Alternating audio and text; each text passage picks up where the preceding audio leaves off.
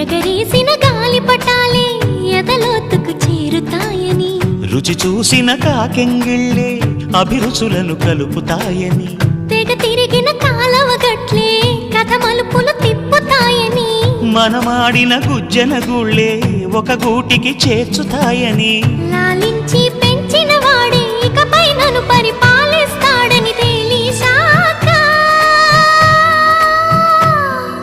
నువ్విక్కడుండి నేనక్కడుంటే, నువ్విక్కడుండి నేనక్కడుంటే ఎంతో కష్టం.